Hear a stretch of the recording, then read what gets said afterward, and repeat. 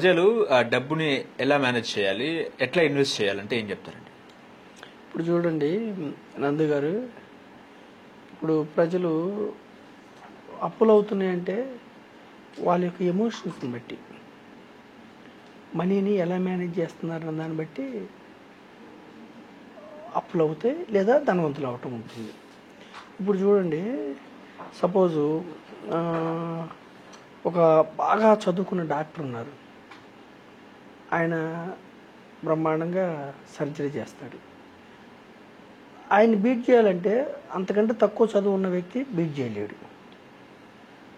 మంచి ఇంజనీర్ ఉన్నాడు, మంచిగా ఆర్కిటెక్ట్, బాగా కన్స్ట్రక్ట్ చేస్తాడు, లేదంటే ప్లాన్స్ బాగా ఇస్తాడు, మనం అతను బీట్ చేయలేము. అంటే ఏ చదువు కానీ ఏ నాలెడ్జ్లో కానీ ఆ రంగంలో ఉన్నతమైన నాలెడ్జ్ ఉన్న వ్యక్తులు మనం బీట్ చేయలేము.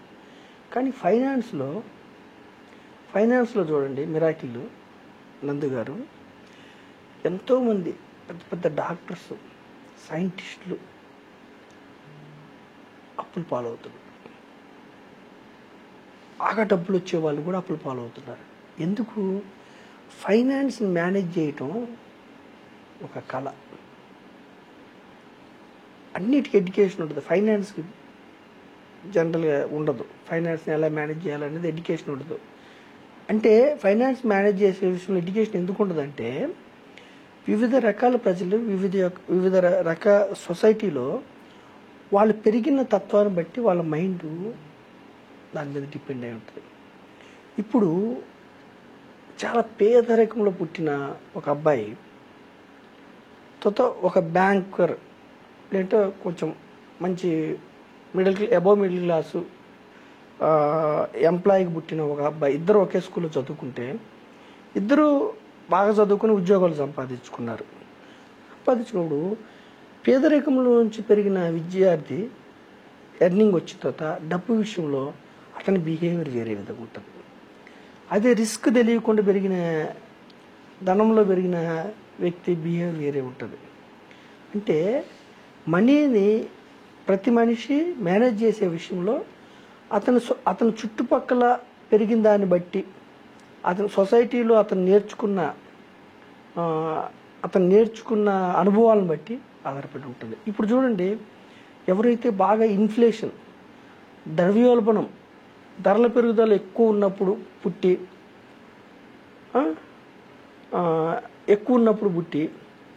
వాళ్ళు థింక్ చేసేది వేరే విధంగా ఉంటుంది. వాళ్ళు అదే లేటెస్ట్ వెర్షన్, అంటే సాఫ్ట్వేర్ కంపెనీస్ వచ్చిన తర్వాత స్టాక్ మార్కెట్స్ బాగా పెరిగినాయి లేటెస్ట్గా. అప్పుడు సాఫ్ట్వేర్ ఎంప్లాయీస్ థింక్ చేసేది వేరే విధంగా ఉంటుంది. వాళ్ళు పెట్టిన తర్వాత స్టాక్ మార్కెట్స్ బాగా పెరిగితే వాళ్ళు రిస్క్ తీసుకోవడానికి ఇష్టపడతారు. ఒక వ్యక్తి పెట్టిన తర్వాత స్టాక్ మార్కెట్స్ బాగా దెబ్బతింటే వీళ్ళు ఏం చేస్తారు? స్టాక్ మార్కెట్ నమ్మరు. అంటే డిఫరెంట్ వాళ్ళ యొక్క పెరిగిన తత్వాన్ని బట్టి మనీని మేనేజ్ చేయటం ప్రతి మనిషికి డిఫరెంట్ ఉంటుంది.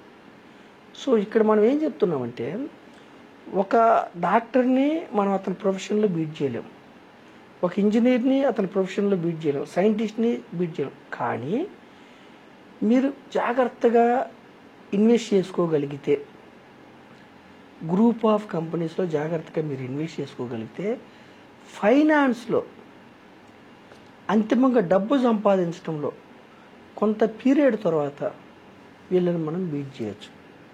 ఫైనాన్స్ రంగంలో, పెట్టుబడి రంగంలో, మదుపు చేయటంలో చదువు లేకపోయినా, మన ఎపిసోడ్ ద్వారా చదువు లేని వ్యక్తులైనా మీరు డిసప్పాయింట్ అవ్వద్దు, మీకు బ్యాక్గ్రౌండ్ లేకపోయినా డిసప్పాయింట్ అవ్వద్దు. మీకు వచ్చిన అమౌంట్లో కొద్దిగా కంపెనీస్లో ఓనర్షిప్ తీసుకొని మదుపు చేస్తూ, ఇన్వెస్ట్మెంట్ అనేది ఒక్కసారి ఇన్వెస్ట్ చేసి ఆగేది కాదు, ఈవెంట్ కాదు అది. ఇన్వెస్ట్మెంట్ అనేది ప్రాసెస్, రెగ్యులర్ ప్రాసెస్. మీరు ఇన్వెస్ట్ చేసిన తర్వాత ఒక దీర్ఘకాలం వెయిట్ చేస్తే, కాంపౌండింగ్ వలన చిన్న ఇన్వెస్ట్మెంట్స్, మీరు చిన్న ఇన్వెస్ట్మెంట్స్ అండి, దేశంలో ఉన్న బ్లూ చిప్ కంపెనీస్లో ఇన్వెస్ట్ చేశారనుకోండి, దేశంలో ఉన్న బ్లూ చిప్ కంపెనీస్ మీద మన అకాడమీ ఆధారపడి ఉంటుంది. Top most banks, top most steel companies, top most cement companies, top most finance companies, top most pharma companies, top most FMCG companies. మీకు చదువు లేదు, మనం చూసి ఇన్వెస్ట్ ఎవరైనా సరే చదువు లేకపోవచ్చు, బ్యాక్గ్రౌండ్ లేకపోవచ్చు, ఏమి లేకపోయినా, పెద్ద పెద్ద ఉద్యోగాలు లేకపోయినా మీరు టాప్ మోస్ట్ కంపెనీలో ఓనర్షిప్ తీసుకుంటే మీకోసం top most companies employees, top most companies managers, top most companies directors మీకోసం పనిచేస్తారు. చిన్న small savings, small investments over a period of time ఏమైందంటే ఈ సైంటిస్టుల కంటే, డాక్టర్ల కంటే, పెద్ద పెద్ద ఇంజనీర్స్, ఆర్కిటెక్ట్స్ కంటే, సాఫ్ట్వేర్ ఇంజనీర్స్ కంటే కూడా ఎక్కువ ధనం సంపాదించుకొని ధనవంతులు అవడానికి అవకాశం ఉంటుంది ఎప్పుడు గ్రూప్ ఆఫ్ కంపెనీస్లో మీరు ఓనర్స్ అయితే. అంటే ఫినాన్స్ అనేది, ఫినాన్స్లో ఇన్వెస్ట్మెంట్స్ అనేది ఇట్స్ ఎ ప్రాసెస్.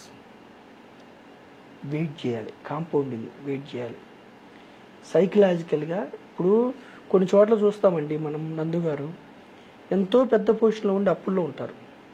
కొన్ని చోట్ల చిన్న చిన్న బిజినెస్ చేసుకునే వాళ్ళు, ఏది మనకి ఫుట్పాత్ వ్యాపారులు కానీ, చిన్న వ్యాపారస్తులు, కూరగాయలు, వాళ్ళు డబ్బును సమకూర్చేలాగా ఇన్వెస్ట్ చేసుకుంటూ over a period of time వాళ్ళు ధనం సంపాదిస్తారు.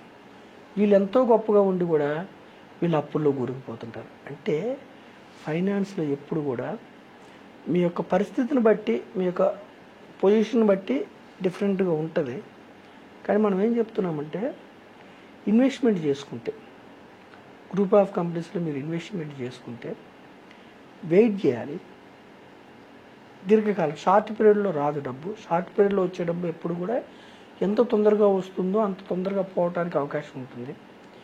ట్రేడింగ్ గురించి అసలు మనం చెప్పట్లేదు, సేవింగ్స్ గురించి కూడా చెప్పట్లేదు, ఇన్వెస్ట్మెంట్ గురించి చెప్తున్నాం. ఇన్వెస్ట్మెంట్ ఏంటంటే గ్రూప్ ఆఫ్ కంపెనీస్లో, బ్లూ చిప్ కంపెనీస్లో ఓనర్షిప్ తీసుకొని వెయిట్ చేస్తే ఒక ఏమీ బ్యాక్గ్రౌండ్ లేని వ్యక్తులు కూడా మీకు over a longer period compounding వల్ల ధనవంతులు అవుతారు. ఆ డబ్బు ఏం చేస్తుందంటే మీకు ఒక 10 ఏళ్ళు, 15 ఏళ్ళు, 20 ఏళ్ళ తర్వాత జీవితం మొత్తం ఇంకా మీరు ఎర్నింగ్ చేయకపోయినా కానీ ఆ డబ్బు మిమ్మల్ని ముందుకు తీసుకెళ్తుంది.